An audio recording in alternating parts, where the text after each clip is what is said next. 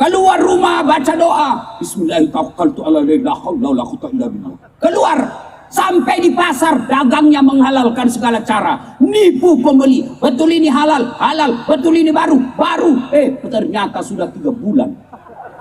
Dia tulis bensin murni. Botol-botol bensin murni. Ternyata dia campur minyak tanah. Begitu ditanya, kenapa kau tulis bensin murni? Ada minyak tanahnya. Dia bilang, kan istriku namanya Murni. Dagang nipu. Kau keluar membawa pergi dalam keadaan Islam, justru kau pulang membawa murka Allah ketika kau barang-barang haram kau bawa ke rumahmu. Nah, sampailah Nabi di Gua Zur. Nabi bersembunyi. Dikejar, dapat itu gua sama Abu Jahal dan tentaranya. Abu Jahal ngintip. Abu Bakar berpikir, mati nih kita. Tidak dapat sudah, kita ini mau mati tombaknya kita sudah ini. Lalu Nabi membaca seperti ayat yang kita dengarkan tadi. Abu Bakar, la tahzan, innallaha ma'ana. Abu Bakar, jangan kau bersedih, jangan kau cemas, jangan kau takut. Allah bersama dengan kita. Lalu Allah turunkan pertolongannya. Bukan malaikat, bukan burung ababil, bukan tentara pilihan, tapi Allah kirimkan sebuah laba-laba. Tahu laba-laba? Tahu? Spider. Bukan Spiderman. Itu film Amerika yang selalu jago sendiri. Spider, laba-laba. Bahasa Prancisnya garangkang. Gak bila ini laba-laba sarang di mulut gua. Adik-adik pernah lihat sarang laba-laba? Pernah lihat sarang laba-laba? Coba lihat sarang laba-laba. Rapuh, letakkan ballpoint di depannya, di atasnya sarang laba-laba, pasti koyak dan robek itu sarang laba-laba. Begitu rapuhnya. Tapi oh ternyata sarang laba-laba yang begitu rapuh, sarang laba-laba yang begitu gampang robek, mengalahkan tentara pilihannya Abu Jahal. Abu Jahal berkata, tidak mungkin ada Muhammad di dalam. Kalau ada Muhammad, pasti koyak ini sarang laba-laba. Begitu dia intip lagi, terbang burung merpati. Akhirnya Abu Jahal bilang, betul kau Abu Lahab, tidak mungkin ada Muhammad di dalam. Pergi mereka. 3 hari 3 malam dalam. Nabi kemudian bersembunyi, melanjutkan perjalanan. Allahu Allahu Allahu Allah Allahu Allahu Allahu Allah. Hikmah yang ketiga dari kita pengajian malam ini. Kalau Allah yang menolong Anda, tidak ada yang mustahil. Mana masuk akal? Siapa bisa mengalahkan? Mana masuk akal? Tapi kalau Allah yang mau sarang laba-laba mengalahkan akal-akalnya, ini orang hebat. Artinya Pak, hikmah malam ini, kalau Anda dekat dengan Allah, kecil naik haji. Kalau Allah dekat dengan kalian, kecil punya mobil.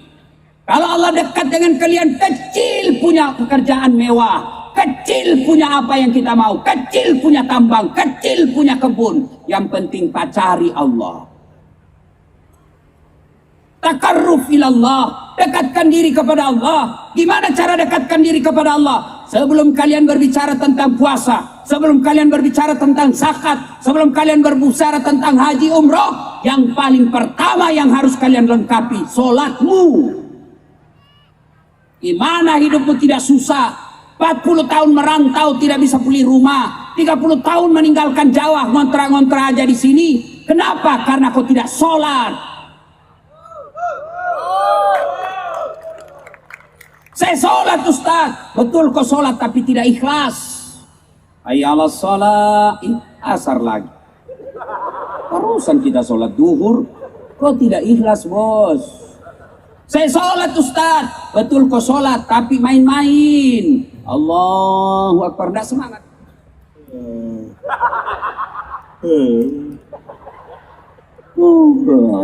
Ya kenapa? Ya kenapa? Intinya sirat, siratan ladina. Ada orang sholat begitu. Kayak ditiup angin. Iya karena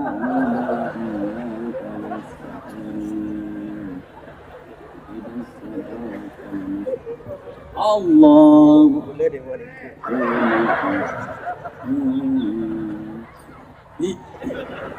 Siapa ajarku sholat begitu, bos?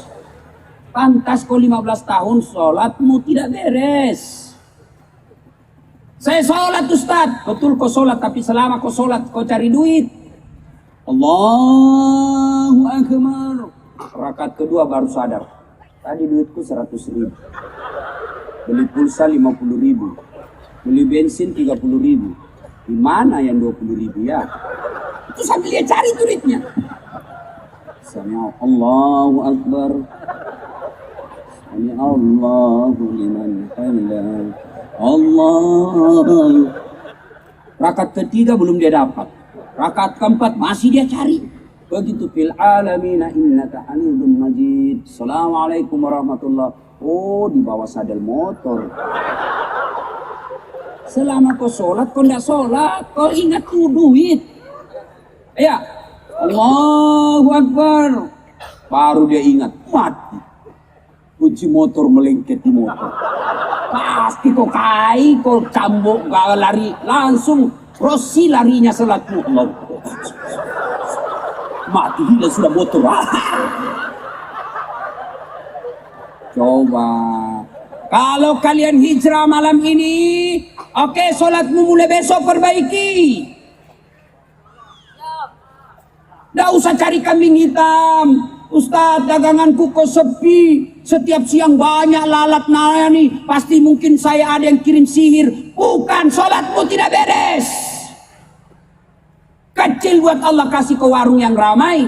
Allah cuma minta perbaiki sholatmu. Saya sudah berdoa, Ustaz. Ya Allah, berikan saya kejayaan dalam berdagang. Ya Allah, berikan saya kesuksesan dunia. Allah dengar doamu. Allah dengar permohonanmu, maka Allah memanggilmu, hayya 'alal falah. Mas, sini mas, hayya 'alal falah, tinggalkan lontong. Hayya 'alal falah, tinggalkan bakso tusuk. Hayya 'alal falah, tahu enggak itu artinya hayya 'alal falah? Sini saya kasih kau kemenangan. Itu ajakan Allah. Dan saat sini saya kasih kau kemenangan. Tapi apa jawaban kita? Tunggu, lagi ada pembeli. Allah katakan, ya sudah kau urus itu pembelimu. Ayo hijrah, perbaiki sholat. Tidak ada gunanya kau punya puasa. Tidak ada gunanya hajimu. Tidak ada gunanya sedekahmu. Tidak ada gunanya zakatmu. Kau bangun sekalipun satu masjid, tapi kalau tidak sholat, tidak ada gunanya semua kebaikanmu itu. Bahkan Imam Syafi'i mengatakan, orang yang tidak Islam, mengaku agama Islam, tapi dia tidak sholat, matinya jangan kau sholati. Itu Imam Syafi'i bilang gitu. Apa susahnya sholat, bos? Tolong, ada yang malas sholat di sini? Ibu-ibu ini. Biasanya tidak sholat kalau ada pengantin. Mukanya dikira tembok, coklat, biru, abu-abu, keren. Kayak orang sudah tabrak tiang listrik. Jilbabnya jilbab sakaratil maut. Ada talinya diikat di lehernya. 3 lapis jilbabnya, kuning, biru, abu-abu. Dan sekiring lagi sedikit. 17 pentulnya, 14 cepitannya, kayak pohon di belakang. Pakailah dia rohnya sempit. Bajunya juga sempit. Dia bilang suaminya, buru-buru bu, nanti kita ketinggalan. Apa kata sih? Tunggu dulu pak. Repot ini jalan. Dongo. Coba kalau kau lebar seru, tiba-tiba ada jenggil, lari ke bawah, lepas lari, ini mati kita. Ketawa baru dirinya dikena. Ya, kapan lagi ibu-ibu banyak ndak sholat nih kalau selesai haid? Ustaz katanya kalau kita haid subuh baru mulai sholat, sekali subuh kesiangan. Dia bilang besok lagi Ustaz. Oi dengar, kalau isya kau bersih, jam 10 kau rasa sudah bersih, kau mandi, jam 11 atau setengah 11 kau pergi sholat isya. Jangan nunggu subuh. Terus ini banyak biasa. Kata suami, kenapa kau belum sholat? Biasanya cuma 5 hari. Kau haid, ini sudah 7 hari belum sholat. Apa kata istrinya? Belum bersih pak. Masih ada sedikit-sedikit. Kata suaminya, kau bohong. Apa bohong? Saya kasih lihat kau. Oh, kau mau dikasih lihat. Ini juga ini banyak dah sholat. Kapan? Kalau ada sepak bola subuh-subuh. Mulai jam 2. Seri perpanjangan waktu. 2 kali 15 menit. Masih seri, adu penalti. Begitu adu penalti azan subuh. Mana kau pilih? Hah? Sholat lewat adu penalti. Nonton adu penalti lewat subuh. Akhirnya apa? Dia ambil sajadah sholat depan televisi. Begitu iklan baru dia sholat. Beleng-beleng. Tahu beleng-beleng? Tahu beleng-beleng, Pak? Dongo. Tahu dongo? Beleng-beleng? Tahu beleng-beleng? Dongo. Itulah dongo kau sholat depan televisi. Bos, saya kasih kau perumpamaan sederhana. Ya, sederhana sekali. Ini Pak Wakapolres dan Wakil Bupati ada ajudannya. Toh? Ada semua ajudannya ini bos kita. Begitu Wakapolres panggil ajudan, ajudan, biar dia lagi pegang jalan kote, langsung lari. Siap komandan, perintah. Langsung dia buang jalan kote, siap komandan.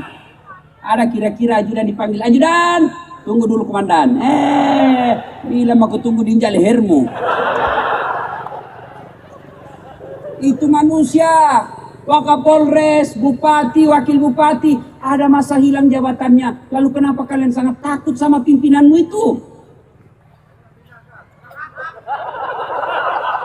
Hei, dengar ya. Saya takut dipindah ke pulau, Ustaz. Kau takut pindah di pulau, masih ada pilihanmu. Kau pensiun dini, tidak ada urusan. Saya dipecat, Ustaz. Kau jadi pedagang.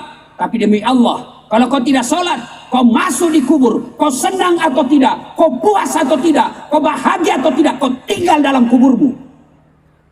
Kalau sama pimpinanmu kau bisa pensiun dini, kau lawan baru kau pensiun, tidak ada urusan.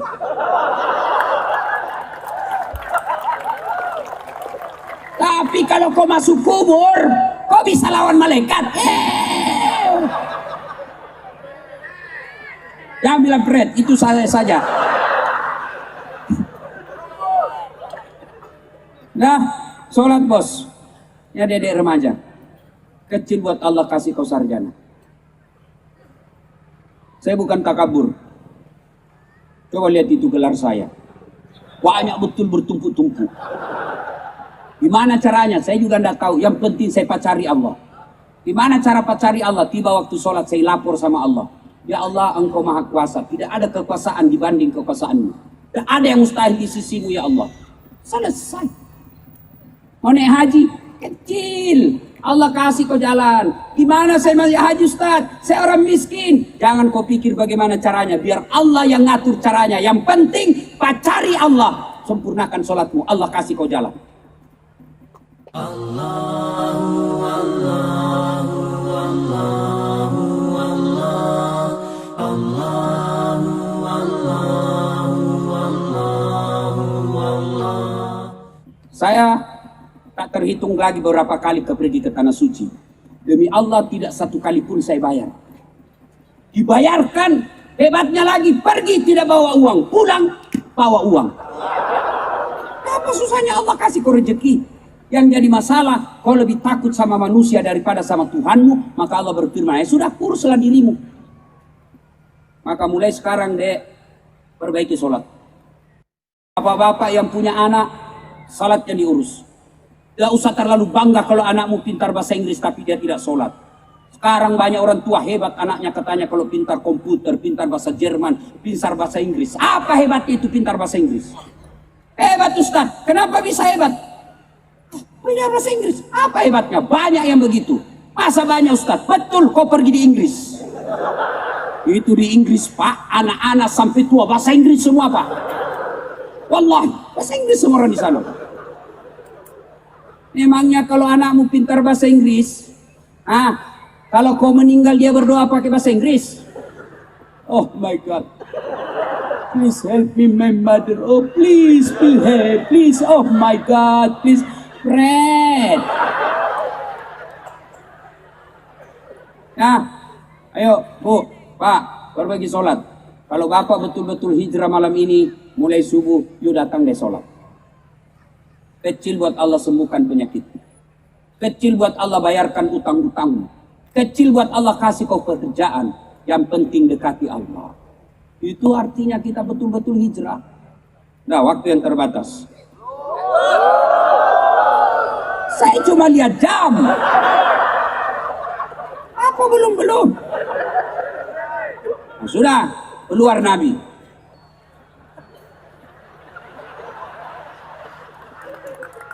Di dalam 3 hari 3 malam.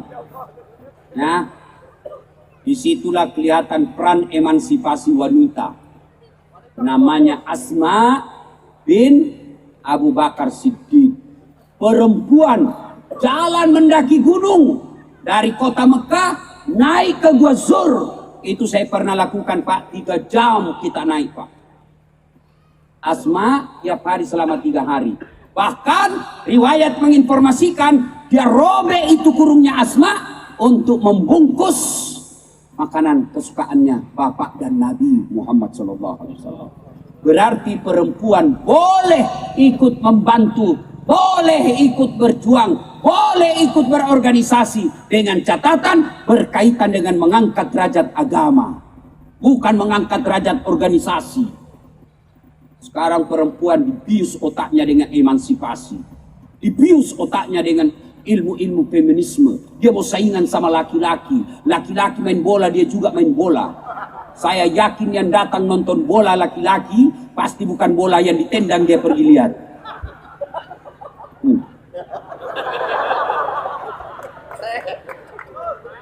Nah, sekarang ibu-ibu katanya emansipasi, majelis taklim lagi.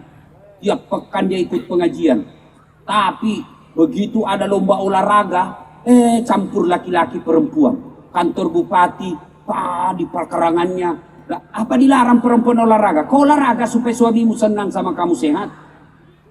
Tapi tidak boleh campur-campur laki-laki. Oke, laki-laki di sini, gedung di sini ya, perempuan di sana. Ini tidak campur, perempuan di depan, roknya sempit, bajunya sempit. Pelatihnya bilang perempuan, 1, 2, 3, di belakang laki-laki 3.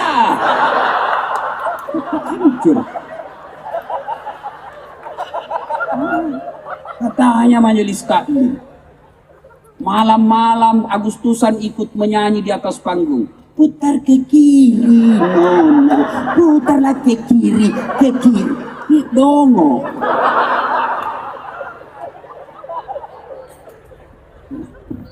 Ya, lanjut Nabi sampai ke Madinah. Cemaslah sahabat. Hai, meninggal mini Nabi. Didapat ini. Kenapa? Waktu itu tidak ada SMS. Kalau ada SMS Nabi terlambat bisa di WhatsApp, di telepon, video call. Maaf Nabi, kami lagi busy sedikit. Sibuk-sibuk, ini macet.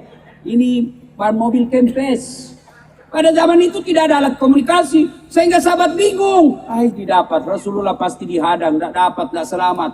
Lama dari kejauhan kelihatan ada pasir yang terangkat bekas-bekas orang berjalan.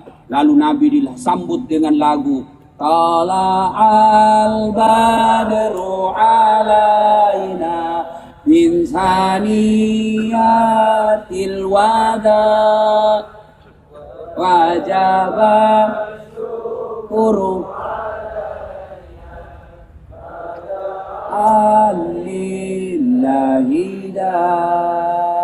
Itulah lagu yang menyambut Nabi. Lagu ini juga lah yang melatar belakangi sehingga ada ulama mengatakan lagu tidak haram.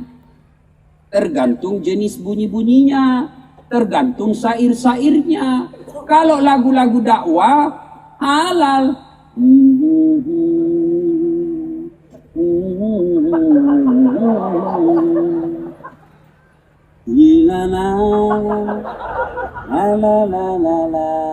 Boleh kalau begitu, Bos. Lagunya merama, dakwah boleh. Mengapa minuman itu haram? Karena merusak kepikiran. Mengapa berzina juga haram? Karena itu cara binatang. Mengapa semua yang enak-enak itu diharamkan? Kan biasa anak muda, anak milenial bilang, kenapa semua yang asik-asik juga diharamkan? Jawabannya,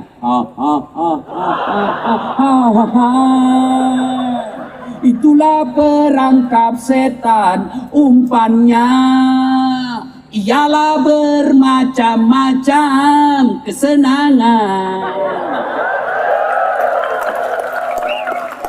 Kalau lagu begitu boleh, bos. Nah, lagunya mengapa boleh. Katakan Tuhan itu satu, tilurin. Boleh. Tapi kalau yang lagu pulang-pulangku berbadan dua, nggak boleh, itu haram. Lagu-lagu dulu kan ada dakwah, ya ibu. Lagu-lagu dakwah. Ibu-ibu dulu kalau pulang suaminya, capek suaminya, dia duduk di samping suaminya sambil dia peluk, dia buka ikat sepatu suaminya, lalu dia menyanyi, bila kamu di sisiku, hati rasa syahdu. Oh, senang perasaan suaminya. Masuk lagi kamar, berantakan kamarnya, marah suaminya, dipeluk dari belakang, lalu dia nyanyi lagi, insaflah wahai manusia. Boleh, bos, nasihat boleh. Begitu suaminya pensiun dan sakit-sakitan, di tempat tidur dia tatap suaminya sambil menyanyi, bila Israel.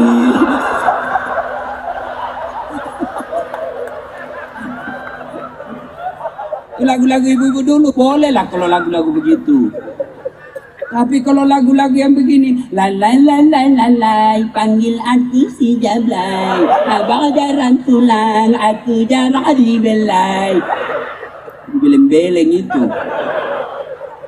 Jelas, adik-adik yang kalian juga merasa diri hijrah, jangan kaku dalam beragama. Woi, apa kau senter-senter mataku? Saya doakan itu tidak bisa kau kentut 3 hari.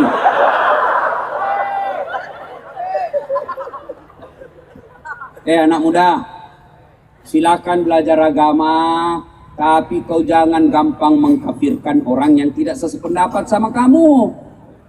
Sama agama kita, Islam, sama Nabi kita, sama rukun Islam kita, sama rukun iman kita, sama kiblat kita, sama Baitullah kita. Masa gara-gara beda pendapat kamu kafirkan orang? Hijrah itu bukan sekedar pelihara jenggot. Hijrah itu bukan sekedar celanamu jingkrang. Hijrah itu bukan sekedar bicara afwan, jazakallah, kaifa haluk ya akhi, kullu binafsin sa'iqatil maut. Bukan sekadar itu. Silakan kau berbeda pendapat, tapi jangan terlalu gampang mengkafirkan sesamamu muslim. Saya upload, share di Instagram saya tentang lagu, udah bilang ini ustadz sesat. Padahal dia baru belajar agama 3 bulan. Itu pun melalui YouTube. Saya dimaki-maki di Facebook. Apa ini ustadz dasar? Ngaku-ngaku mengamalkan sunnah, kau tidak pelihara sunnah. Saya bilang, kenapa kau tuduh saya tidak pelihara sunnah? Buktinya kau tidak pelihara jenggot. Mau dia apa kalau tidak mau tumbuh? Gara-gara jenggot dia marah-marah sama saya. Saya sudah kasih minyak, tidak tumbuh-tumbuh. Malam-malam istri saya bilang, kau kasih kotor-kotor bantal. Nek ya, yuk, jangan selalu gampang mengkafirkan orang. Isra Mi'raj bid'ah, maulid bid'ah, taksiyah bid'ah, doa bersama selesai sholat bid'ah, jabat tangan selesai sholat bid'ah, mengusap setelah itu sholat bid'ah, bid'ah masuk neraka. Masya Allah, kayak dia saja panitia hari kiamat. Yang bagus itu kalian yang tidak mau maulid tidak apa-apa, tapi jangan juga mengatakan yang maulid bid'ah, sesat. Kalian yang maulid silakan, tapi jangan kau katakan yang tidak mau maulid sesat. Amanlah kita ini. Ya. Allahu Allahu Allahu Allah Allahu Allah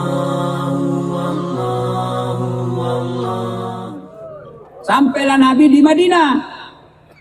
Begitu sampai di Madinah, datang sahabat Nabi, Ahlul Madinah, penduduk Mekah, penduduk Madinah, Abu Ayyub Al-Ansari.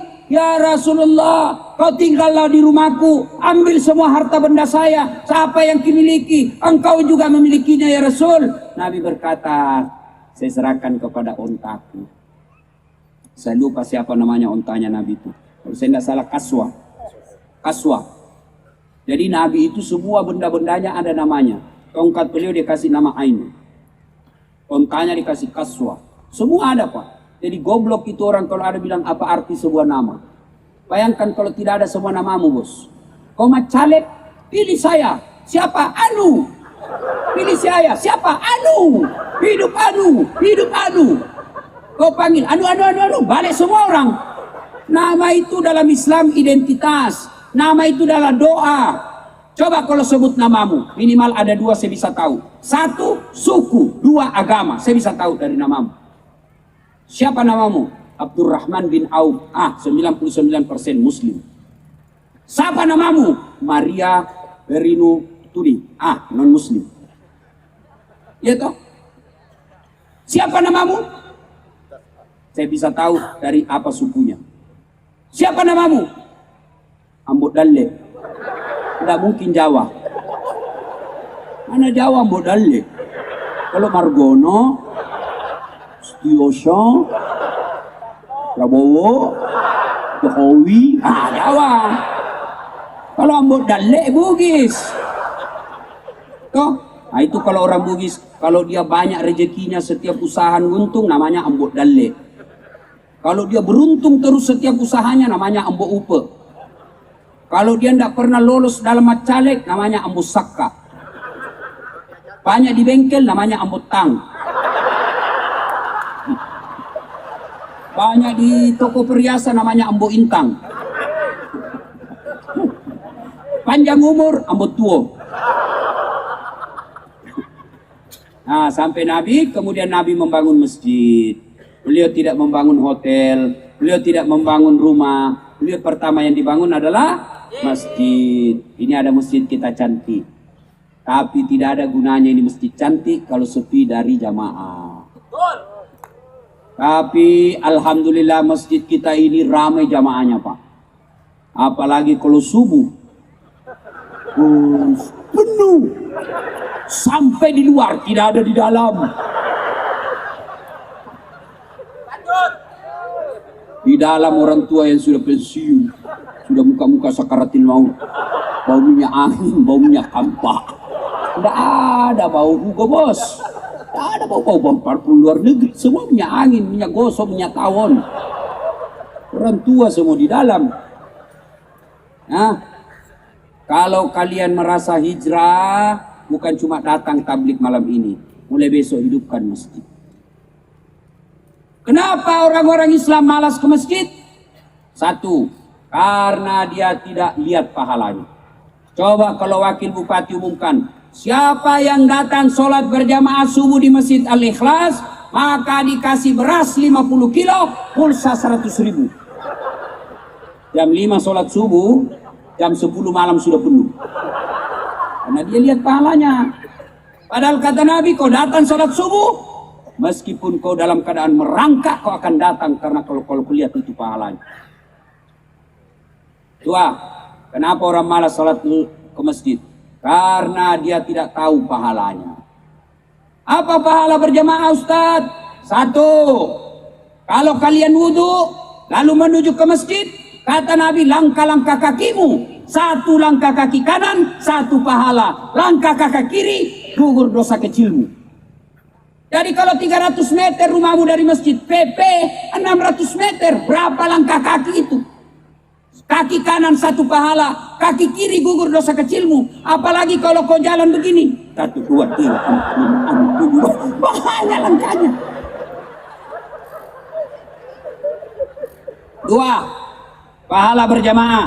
Kata Nabi, seluruh benda yang kau lewati, pagar, tembok, tegel, dinding, semua tumbuhan yang kita lewati akan jadi saksi. Dia akan berkata, ya Allah, jangan kau masukkan dia neraka, masukkan dia surga. Saya saksinya, dia datang sholat berjamaah Masjid Al-Ikhlas.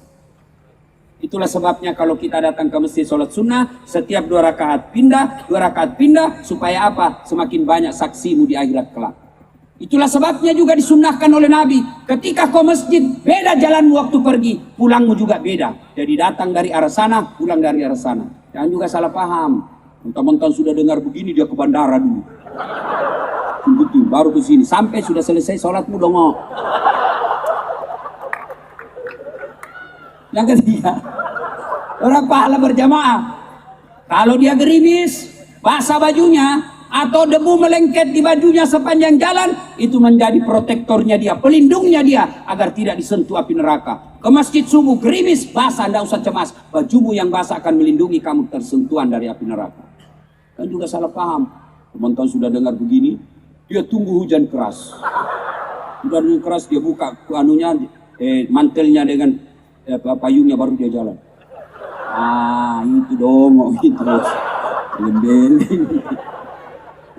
Apalagi keutamaan berjamaah, ini yang paling sering kita dengar, lipat 27 kali. Artinya, 1 kali kalian sholat di masjid, di rumah, 1 kali kalian sholat di masjid, 27 kali kalian sholat di rumah, baru sama nilai keutamaan.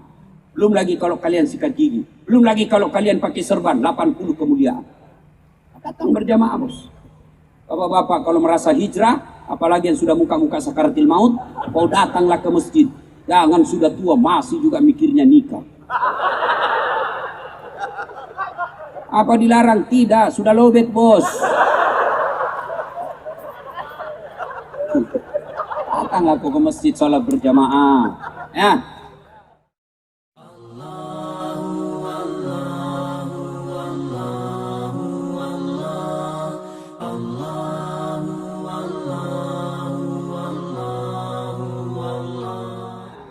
Apalagi penyebab orang malas datang berjamaah, manajemen masjid tidak bagus. Ini ada masjid mewah, suka simpan saldo kas. Saldo kas 150 juta. Kita mau kencing tidak ada airnya. Ini masjid yang begini tidak boleh simpan saldo. Jangan simpan uangnya jamaah, supaya jamaah jalan amal jariahnya. Apa betul baru kau tidak pernah menyumbang?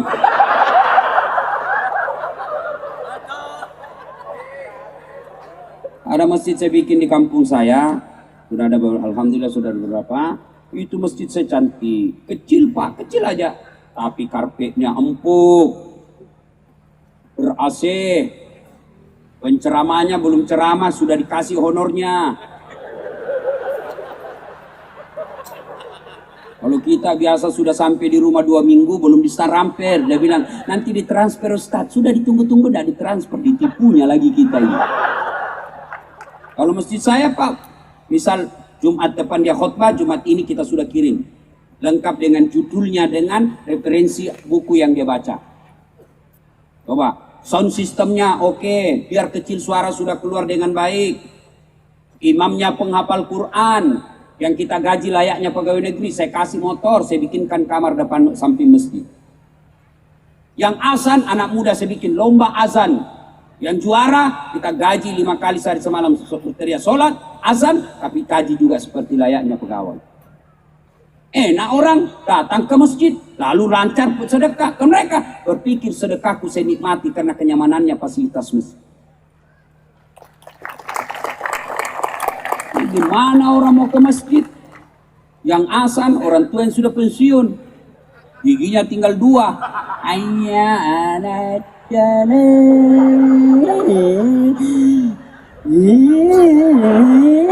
bilang anak itu lagi orang tua, dia lagi tuh. Adiknya mau ke masjid jengkel.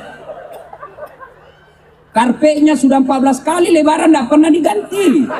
Kita sujud teh cica didapat. Sound sistemnya begitu kita takbir langsung storing. Allahu Akbar. Kita mau perbaiki, sudah takbir tahan sampai salam. Penceramahnya neraka aja terusnya cerita. Kau bakal dibanting, ditusuk pantatmu keluar di lehermu, akan digunting telingamu, tusuk matamu keluar di telinga. Dia bilang anak muda, nggak usah pergi masjid bikin takut itu sekarang. Mana anak ke masjid? Mana anak senang diancam neraka? neraka pulang sakit kepalanya, neraka terus neraka aja di sini. Wah, janjilah sorga supaya dia senang ke masjid, janji ampunan Allah supaya dia bergembira pulang.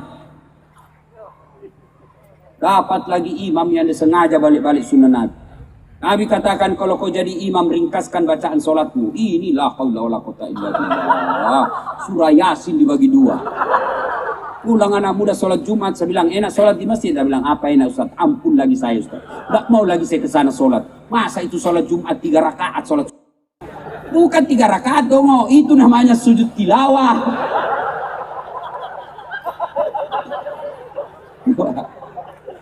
Ada memang itu imam senang sekali kalau dia sendiri kul-kul dia baca. Padahal Nabi bilang kalau kau sendiri silahkan, kau mau baca juz 1 sampai hatam rakaat pertama terserah. Tapi kalau kau jadi imam ringkaskan. Kenapa? Di belakang macam-macam jamaahmu. Ada orang tua yang remati, nggak bisa lama berdiri, jatuh kepalanya, naik lagi, diangkat lagi, kasihan. Belum selesai, jatuh lagi, lama lagi, diangkat lagi, belum selesai. Ada ibu-ibu yang mau sekali kentut. Coba. Ada anak muda yang pakai sendal baru, namanya hilang sudah sendal saya. Maka kata Nabi, kalau kau jadi imam, ringkaskan bacaanmu. Yang kedua kata Nabi, bacalah yang umumnya orang hafal. Dengar ini bapak-bapak imam. Ini sekarang banyak imam, dia merasa hebat kalau dia baca Quran surah besar, yang Quran besar.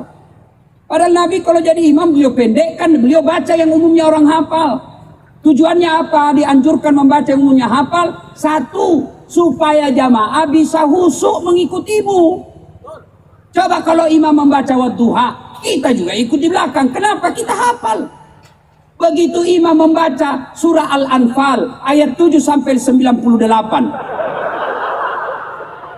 Dia husu dengan bacanya, kita husu dengan hayalan. Kita mau ikut, tidak dihafal. Kita mau ruku, belum selesai, terpaksa dibaca semua di dinding. Keadaan keuangan masjid Al-Ikhlas, saldo kas 30 juta, pemasukan 13 juta, pengeluaran pembelian bensin, honor ustadz, dibaca semua. Belum selesai juga, selesai dibaca semua dah, dibaca lagi kalender Persatuan Guru Republik Indonesia Kota Pontianak, belum juga selesai, bajunya lagi orang dibaca. Caleg DPR RI nomor urut 7. Siapa yang salah? Imam. Apalagi tujuannya disuruh membaca umumnya orang hafal, supaya kalau kau salah ada yang bisa luruskan. Coba kalau imam membaca wadduha salah, anak-anak pun bisa luruskan. Kenapa? Kita umumnya hafal. Begitu imam membaca Al-Anfal salah, urus dirimu sendiri. Ini ada kejadian waktu saya kecil di kampung, sholat asar lama betul dia sujud, tidak biasanya. Kok lama sekali? Tiba-tiba ada kawan saya, dia angkat kepalanya. Sudut, wih, hilang imam. Ternyata imam melarikan diri keluar lewat pintu samping. Bubar sholat pak, langsung kacau. Selesai sholat kita tanya, Pak Imam, kenapa kau lari? Dia bilang, saya kentut. Ya, Pak Imam, lain kali angkat kepalanya jamaah supaya kita lihat kau. Dia bilang, sengaja, saya malu kau lihat. Kacau sholat. Siapa yang salah? Siapa yang salah? Imam. Maka setiap saat kalau ada pilkada, hati-hati pilih imam. Jangan kau pilih kalau dia partainya suka menghina Islam.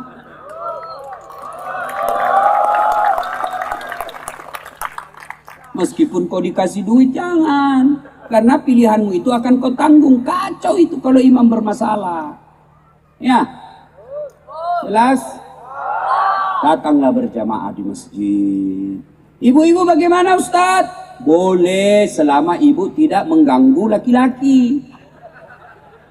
Kata Nabi, perempuan tidak dianjurkan ke masjid. Tapi kalau mau ke masjid jangan dilarang. Makanya perempuan juga tidak dilarang. Anak SMA, SMP, anak kuliah, sebaiknya kau sanjak di rumah. Kenapa? Karena kalau kau ke masjid banyak menimbulkan fitnah. Kenapa dulu ulama tidak menganjurkan ke masjid zaman-zaman era-era awal-awal kemerdekaan? Perempuan tidak dianjurkan ke masjid itu.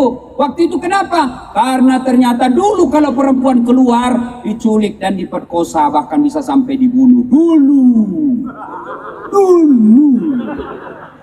Di sini tak ada. Apalagi kalau ibu sudah usia 70 tahun. Siapa yang culik? Bikin repot menculik nenek-nenek. Datanglah sholat berjamaah.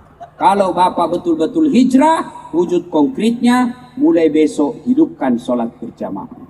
Ibu bapak saudara-saudara sekalian, rasanya ingin berlama-lama.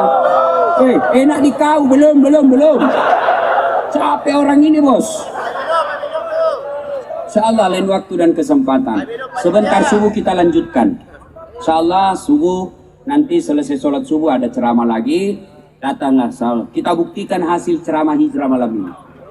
Kalau sebentar subuh penuh berarti orang-orang di sini betul-betul hijrah. Tapi kalau yang datang nenek-nenek, aduh berarti memang ini setengah mati saya berdua Ustadz Fahmi Salim ceramah tidak ada hasilnya. Hebat ceramahnya Ustaz. Apa dia bilang? Saya sudah lupa.